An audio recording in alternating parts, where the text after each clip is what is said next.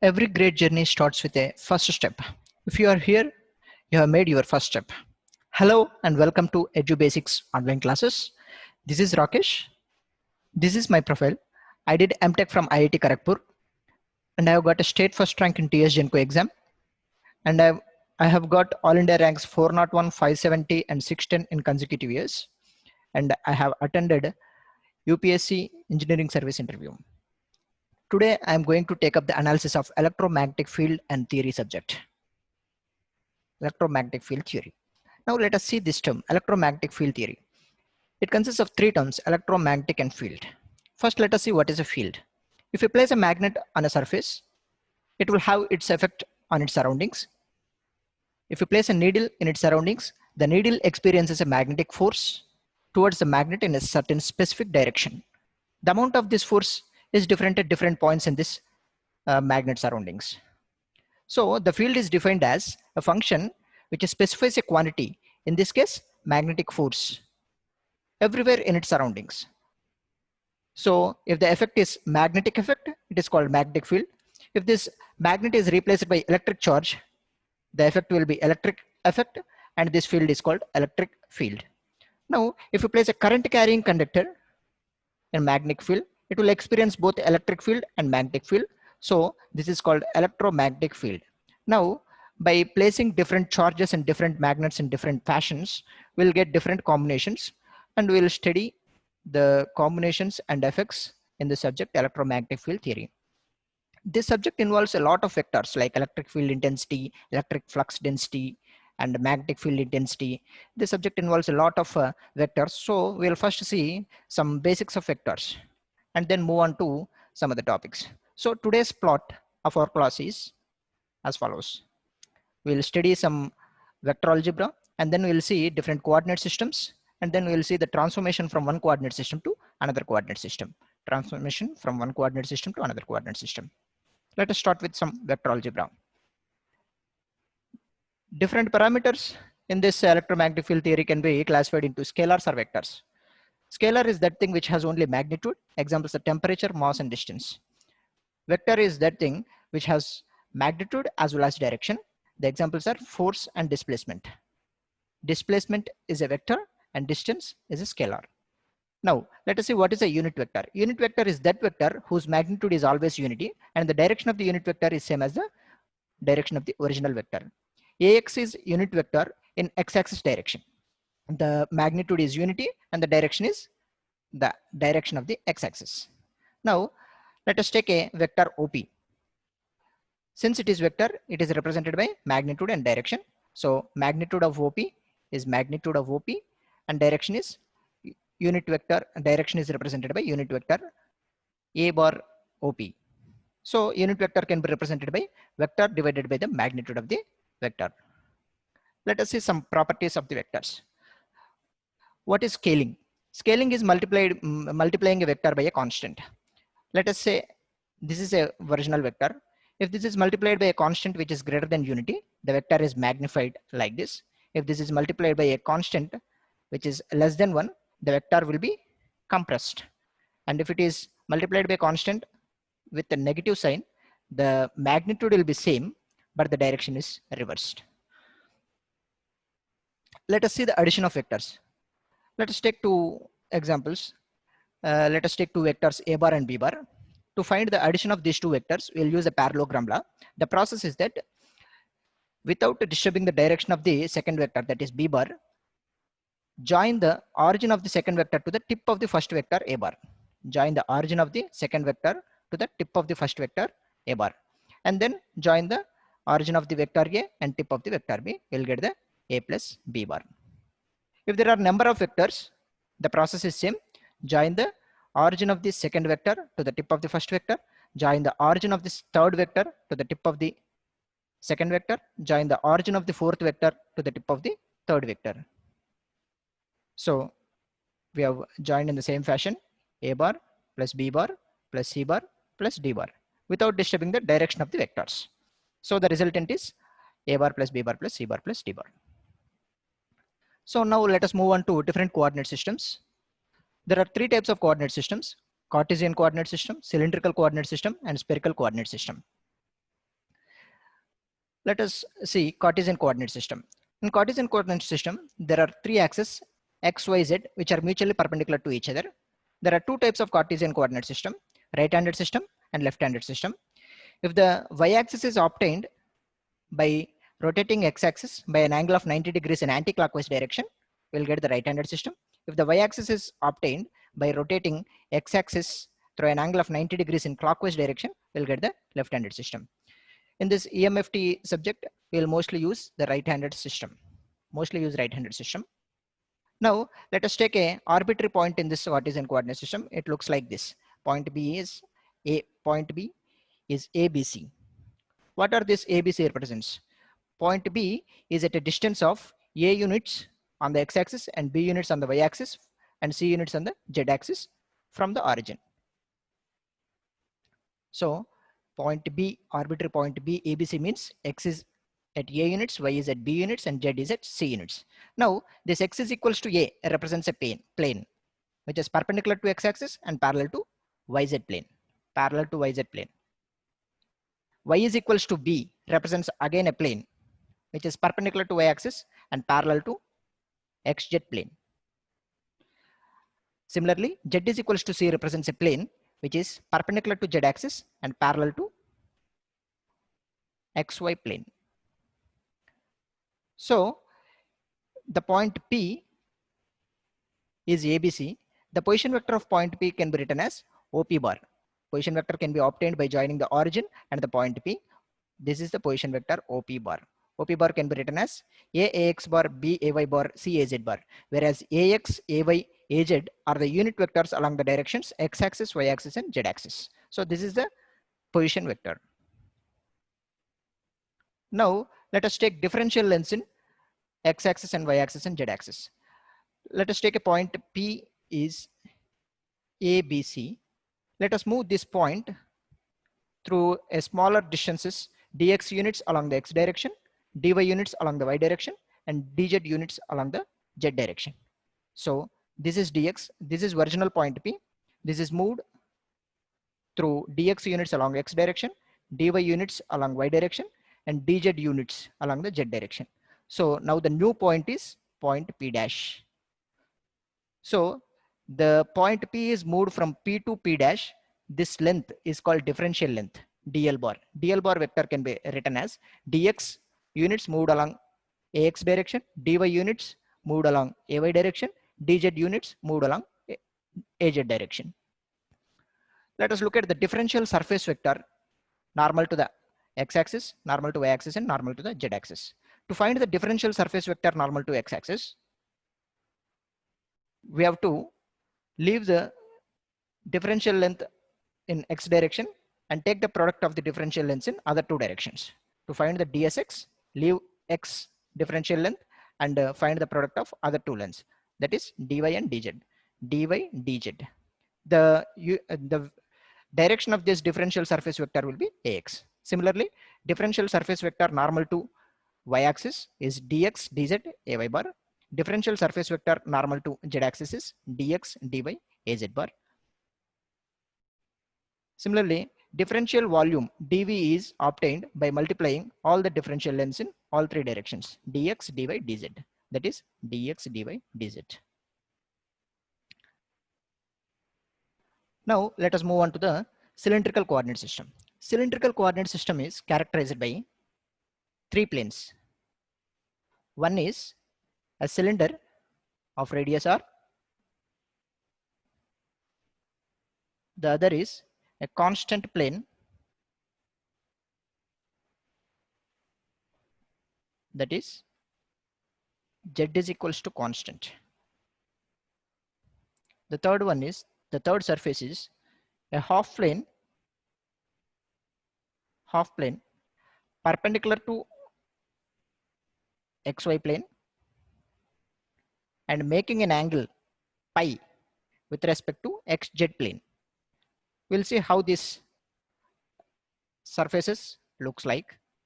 This angle pi is called azimuthal angle. This pi is called azimuthal angle. Let us see how this surfaces looks like. First plane is a cylinder with radius r. This is XYZ.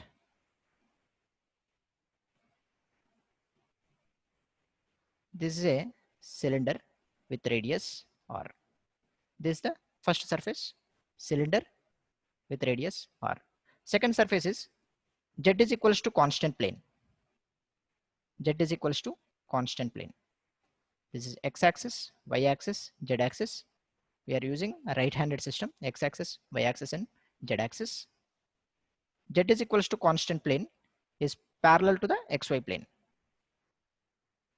So this is equals to, the second plane is Z is equals to constant.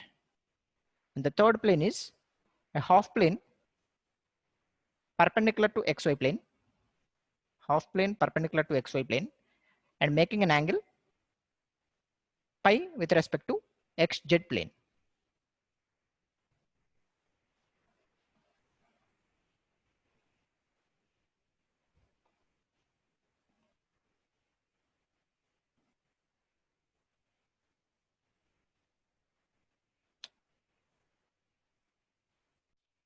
So this is a half plane which is perpendicular to xy plane and making an angle pi degrees, pi radians with respect to the xz plane. So any arbitrary point in the cylindrical coordinates can be represented as p r pi z. So this point can be obtained by the intersection of these three planes. If you give a particular value of r, particular value of pi, and particular value of z, we'll get three planes. And if we get the intersection of all these three planes, we'll get the point p r pi z. So the position vector of this point p r pi z is, the position vector of r pi z is OP, can be obtained by joining the origin and the point P. OP is written as PR AR bar plus P pi A pi bar plus PZ AZ bar. Whereas AR, A pi, AZ are the unit vectors along the directions, or along pi and along Z directions. These are the unit vectors. Let us see how these unit vectors along these directions look like. AR is a unit vector along the direction R. The direction of AR is like this, AR. AZ is a unit vector along the direction of Z axis. This is AZ is a unit vector whose direction is along the Z axis. And A pi is a unit vector which is perpendicular to this half plane. So the direction of this A pi is like this. This is the unit vector direction of A pi. So this is the position vector PRAR, P pi A pi, and PZAZ. Now let us move this point through a differential lens of dr in r direction and d pi in pi direction and dz in z direction. Let us see what happens to the differential lens in this directions. So let us look at the differential lens in r direction, pi direction, and z direction. Dr is the differential length in r direction, d pi is the differential length in pi direction, and dz is the differential length in z direction. Sorry, in z direction. So this is original radius, or the point is here, but we have moved dr units. We have moved this point dr units in r direction. So the differential length in r direction is dr.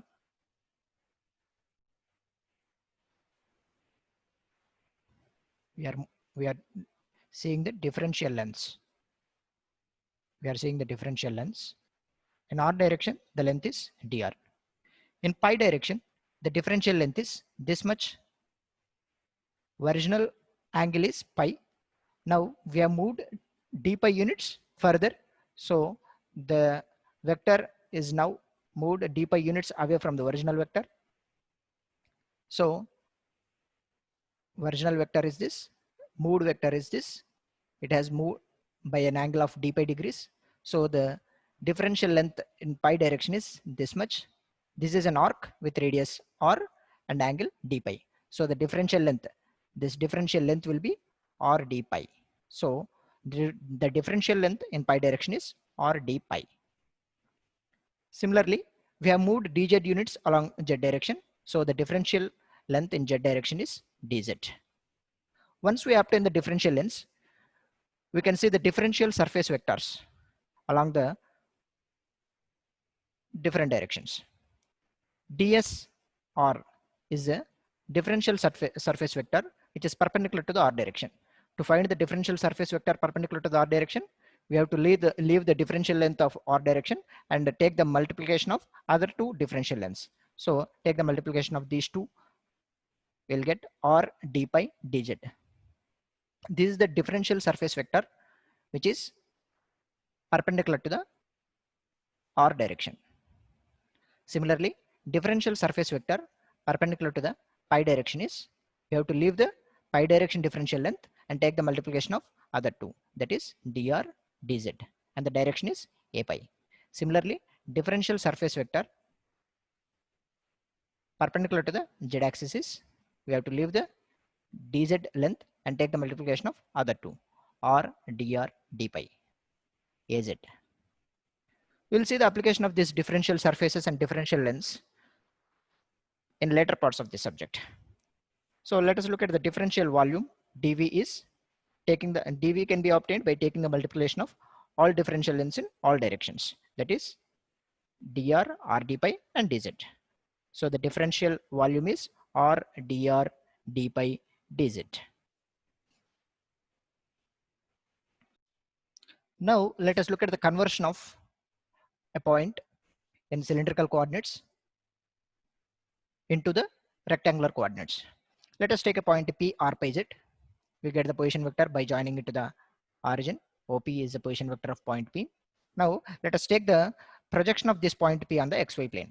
This will be the projection of point P on the xy plane. The distance is same as r. Now this point is making an angle of pi degrees with respect to the x-axis. So this is angle pi.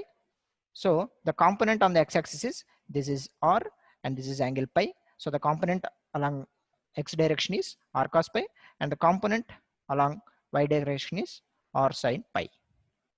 So x is equals to r cos pi, y is equals to r sin pi.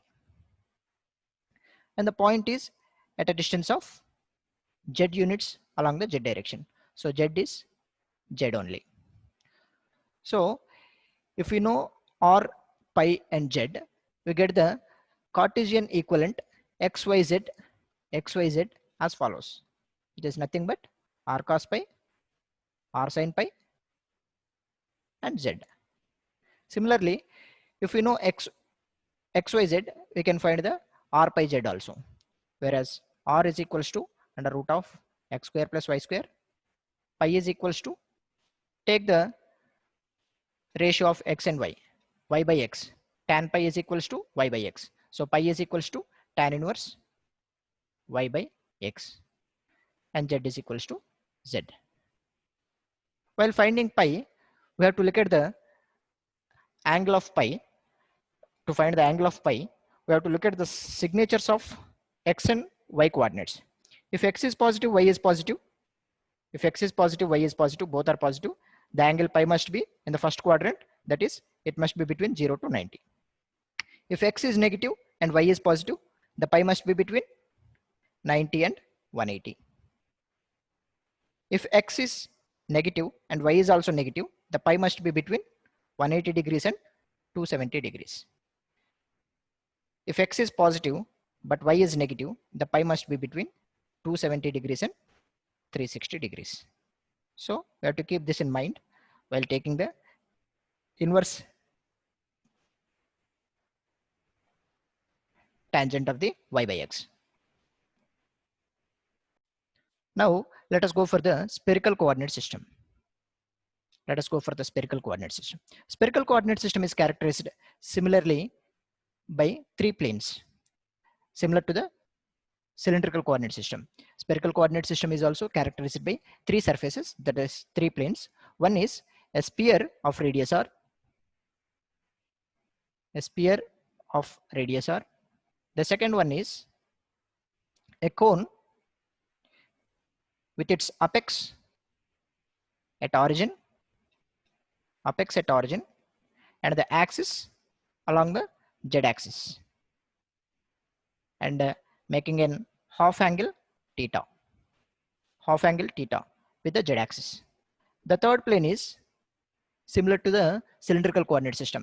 Third plane is a half plane perpendicular to the xy plane, half plane perpendicular to xy plane, and making an angle pi degrees. This pi is called azimuthal angle, making an angle pi with respect to xz plane. So let us look at how these three surfaces looks like. First one is a sphere of radius r.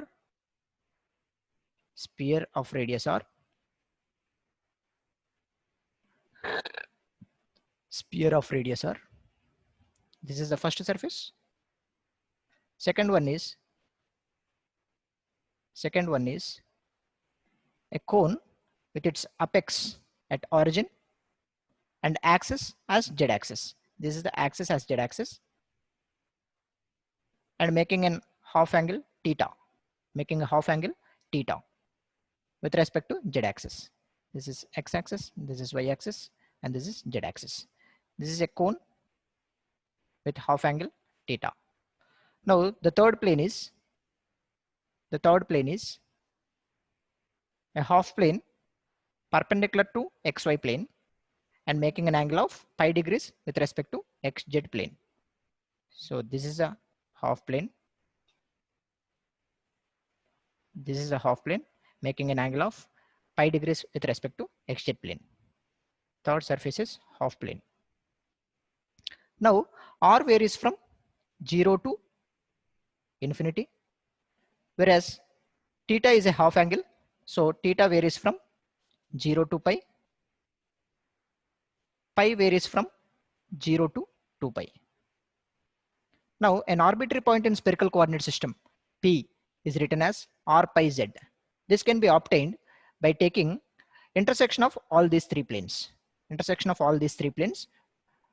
By giving a specific value to the r, specific value to the pi, specific value to the z, we get the point r pi z. P is r pi z. Now let us look at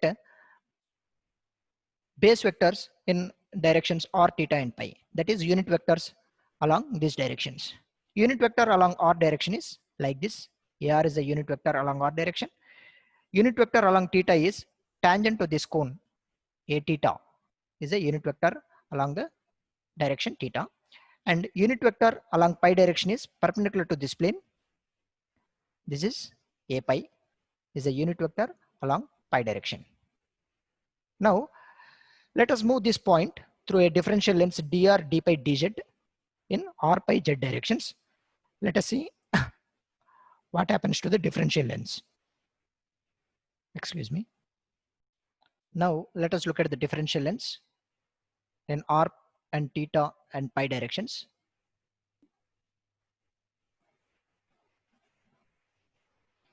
The inside curve is at a distance of r units.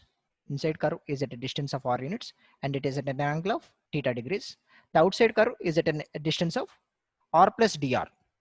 So the differential length in r direction is dr, and we have moved an angle of d theta in theta direction, that is d theta in theta direction.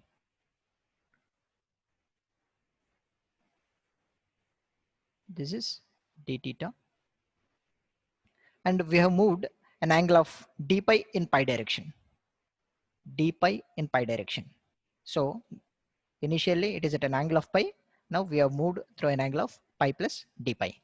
Now let us look at the differential lengths, the direction and the length.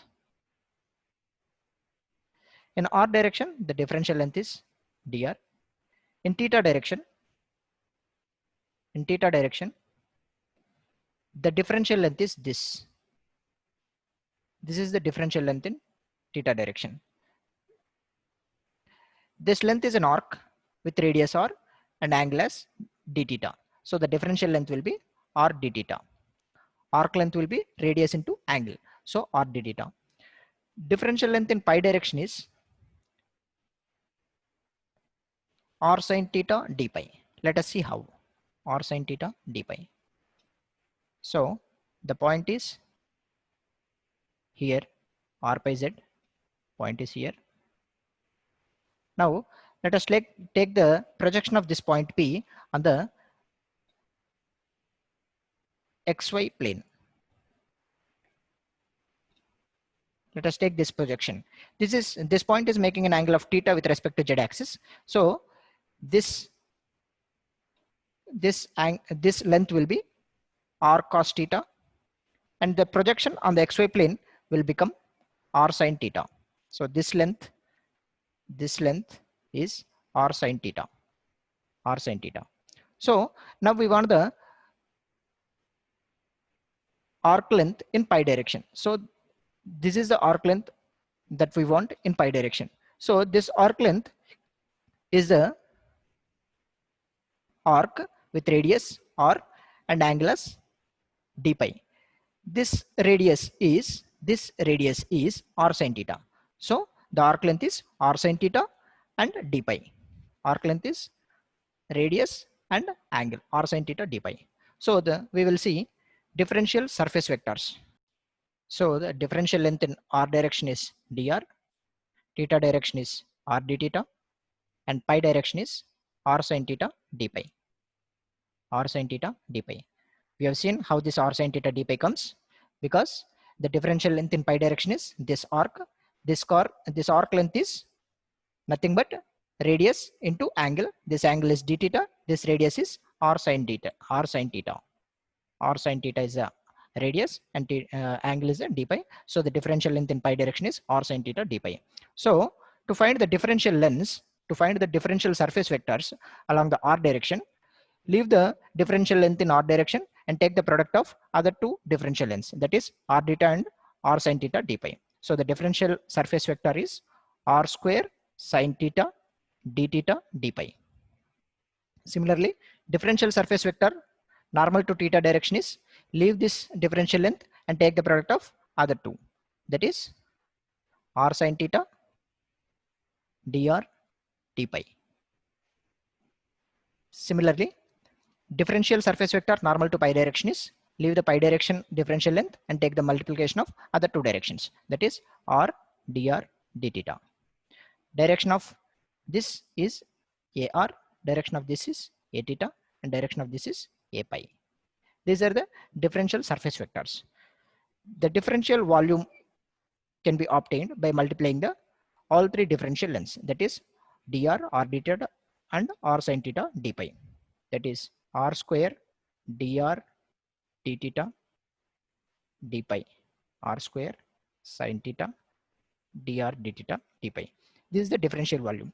We'll see the application of this differential surface vectors and differential volumes in the later part of this subject. This will be very much useful. Now let us see the conversion of coordinates from spherical to Cartesian coordinate system. Let us say this is the point r pi z, r theta pi, r theta pi. This is making an angle of theta with respect to z axis. Let us have a projection of this point P on the xy plane. So it is making an angle theta. So the projection on the z axis is r cos theta. Projection on the xy plane is r sin theta. Projection on the xy plane is r sin theta. So this r sin theta is making an angle of pi degrees with respect to x axis. Pi degrees with respect to x axis. So this is r sin theta. This component along the x direction will be r sin theta cos pi, because it is adjacent to the angle pi. This component along the y direction is r sin theta sin pi, because it is opposite to the angle pi. So from this diagram we can write x is equals to r sin theta cos pi, y is equals to r sin theta sin pi, and z is equals to r cos theta, r cos theta. So from this, if we know the r, if we know r theta pi, we can find the Cartesian equivalent coordinates, that is x, y, z, by using these formulas. Similarly, the reverse is also possible. If we know x, y, z, we should be able to find the r theta pi. We can find with the help of these formulas. R is under root of x square plus y square plus z square, whereas theta is cos inverse of z divided by under root of x square plus y square plus z square, and pi is tan inverse y by x. So we have seen different coordinate systems, and we have seen how to convert from one coordinate system to another coordinate system, the point in one coordinate system to another coordinate system. Let us stop here. Thank you. This is Rakesh signing off.